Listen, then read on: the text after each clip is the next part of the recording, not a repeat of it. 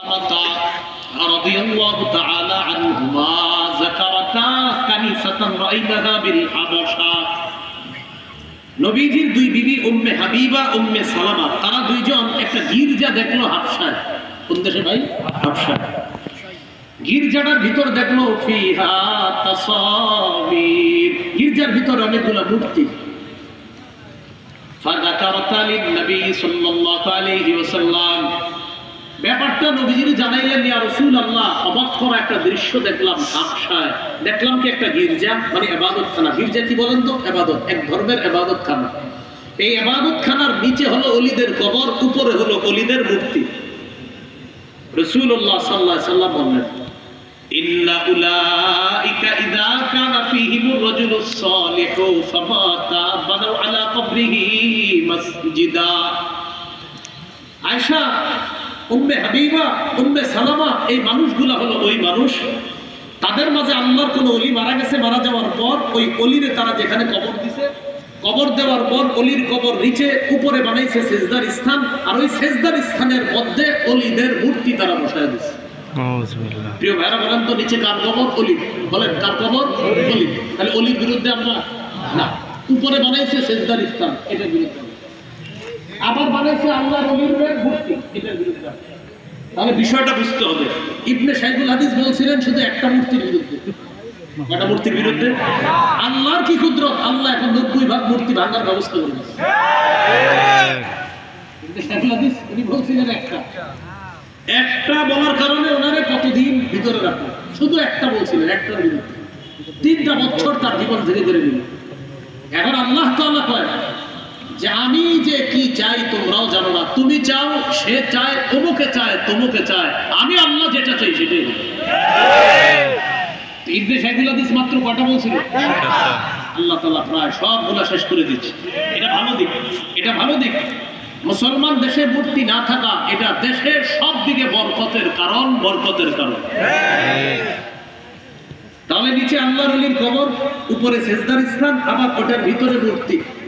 রাসূলুল্লাহ সাল্লাল্লাহু আলাইহি সাল্লাম বললেন, উলাইকা শিরারুল খালকি ইনদাল্লাহি ইয়াউমাল কিয়ামা, এরা হলো সৃষ্টির সবচেয়ে নিকৃষ্ট জীব আল্লাহর কাছে কিয়ামতের ময়দানে, এরাই হবে সবচেয়ে নিকৃষ্ট জাতি।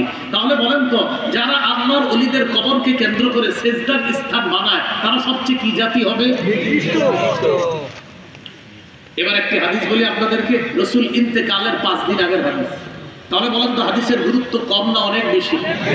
ইন্তেকালের 5 দিন আগে সহিহ মুসলিমের বর্ণনা, 1075 নম্বর হাদিস, মাদ্রাসা পাঠ্যপুস্তক অনুসারে 532, আর আপনাদের পকেটের উস্তাদ অনুযায়ী 1075।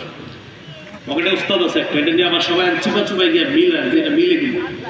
এই অনুযায়ী 1075, যদিও এটা না বললে সমস্যা ছিল না, কারণ এটা আন্তর্জাতিক নাম্বার না, এটা বানানো আমাদের দেশ থেকে একটা নাম্বার বানানো হয়েছে, তাওহীদ পাবলিকেশনসের ওরা বানিয়েছে। আন্তর্জাতিক নাম্বার হলো 3033টা হবে মুসলিমের হাদিস, আর এই অনুযায়ী হাদিস সংখ্যা হবে 532টা। আর আপনাদের পকেটে যে উস্তাদ, এই উস্তাদ অনুযায়ী দেখেন হাদিস সংখ্যা ওখানে আছে 7453টা, এই অনুযায়ী 1075। যদিও এটা বলা আমার জরুরি ছিল না, এটা না বললে কিচ্ছু হইতো না। এরপরে যেহেতু অনেকে মিলাইবেন, আমার সমালোচনা করতে পারেন, এই গুনাহ থেকে বাঁচার জন্য এটা ফিরি বলে দিল। এই হাদিসের মধ্যে আছে রাসূল ইন্তেকালের 5 দিন আগে জুনদুব রাদিয়াল্লাহু তাআলা আনহুর বর্ণনা, তিনি বলেন, সামিআতু রাসূলুল্লাহ সাল্লাল্লাহু আলাইহি ওয়াসাল্লাম ক্বাবলা আন ইয়ামুতা বিখামসিন, আমি নবীকে ইন্তেকালের 5 দিন আগে বলতে শুনলাম, ইন্নী আবরাউ ইলাল্লাহ আইয়াকুনা লি মিনকুম খলীল, আমি তোমাদের কাছে এই ব্যাপারে মুক্ত, আমি তোমাদের থেকে মুক্ত, আমি আল্লাহর কাছে এই ব্যাপারে পুত পবিত্র যে তোমাদের মধ্য থেকে আমি কাউকে আমার অন্তরঙ্গ বন্ধু বানাই নাই, কাউকে খলীল বানাই নাই। খলীল অর্থ অন্তরঙ্গ বন্ধু, আমি তোমাদের মধ্যে কাউকে খলীল বানাই নাই। প্রিয় ভাইরা বলেন তো, কোন নবীকে খলীলুল্লাহ বলা হয়? তো রাসূলুল্লাহ সাল্লাল্লাহু আলাইহি ওয়াসাল্লাম বলেন, তোমাদের মধ্য থেকে আমি কাউকে খলীল বানানো থেকে আল্লাহর কাছে মুক্ত। কেন? ফাইন্নাল্লাহা তাআলা ক্বাদ ইত্তাখাযানি খলীলা কামা ইত্তাখাযা ইব্রাহিমা খলীলা, আল্লাহ তাআলা যেমনি ভাবে ইব্রাহিম নবীকে খলীল তথা অন্তরঙ্গ বন্ধু হিসাবে গ্রহণ করেছেন, তেমনি ভাবে আমি নবী মুহাম্মদ সাল্লাল্লাহু আলাইহি ওয়াসাল্লামকেও আল্লাহ তাআলা ইব্রাহিম নবীর মতোই তার খলিল, তার বন্ধু হিসেবে গ্রহণ করেছেন। সুবহানাল্লাহ। তাহলে খলিল কয় নবী? কয় নবী? দুই নবী। ইব্রাহিম খলিলুল্লাহ, মুহাম্মদ সাল্লাল্লাহু আলাইহি ওয়াসাল্লাম খলিলুল্লাহ, হাবিবুল্লাহ, রাসূলুল্লাহ। সুবহানাল্লাহ। আমাদের নবী যে আল্লাহর খলিল, এটা নবীর ইন্তেকালের কয়েকদিন আগে জানতে পারলাম আমরা।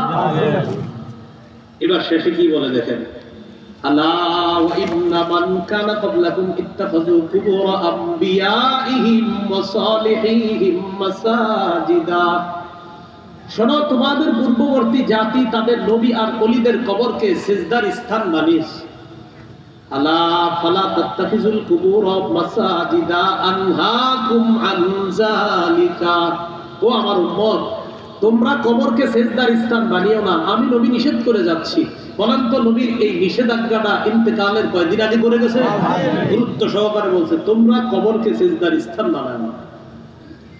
সহিহ বুখারীর 435 নম্বর হাদিস শুনেন এবার। এই হাদিসটা হলো নবীর ইন্তেকালের দিনের হাদিস।